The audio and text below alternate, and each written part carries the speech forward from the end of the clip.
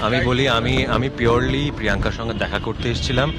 গোটা ঘটনাটার পর থেকে আমার প্রিয়াঙ্কার সঙ্গে দেখা হয়নি।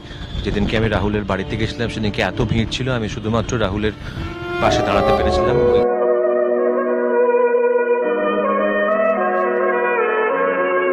আমি প্রিয়াঙ্কার সাথে দেখা করতে এসেছি। ওর অবস্থা খুব একটা ভালো না। ও নাওয়া খাওয়া-দাওয়া ছেড়ে দিয়েছে।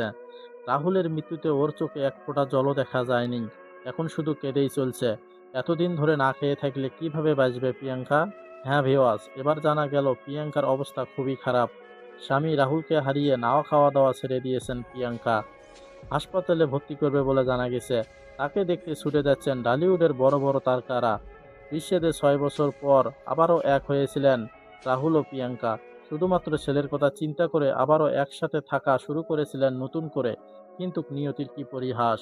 নিয়তি তাদেরকে আবারও আলাদা করে দিল।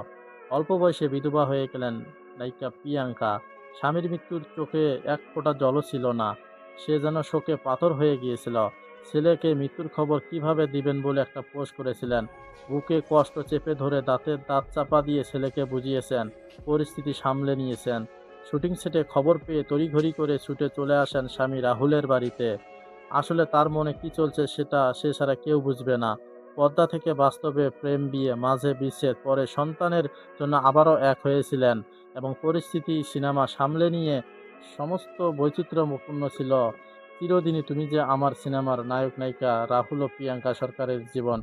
অভিনেতার মৃত্যুতে আবারও আলোচনায় আসে সেই দুই জুটি। রাহুল ও প্রিয়াঙ্কা দুইজনেরই প্রথম সিনেমা ছিল চিরদিনই তুমি যে আমার। ২০০৮ সালে ছবিটি মুক্তি পায় এবং তুমুল ব্যবসা সফল হয়।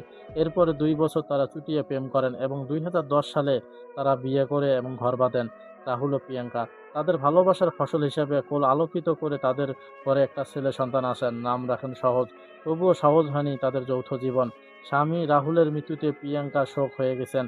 খাওয়া-দাওয়া না করার কারণে প্রিয়াঙ্কা সরকার অসুস্থ হয়ে পড়েছেন। তাকে হাসপাতালে ভর্তি করা হয়। টলিউডের বড় বড় তারকারা তাকে দেখতে আসেন এবং সান্ত্বনা দেন। আমি বলি পরিস্থিতি আমি সামলে আমি নিয়ে পিওরলি এগিয়ে যেতে প্রিয়াঙ্কার সঙ্গে বলেন দেখা এবং করতে এসেছিলাম।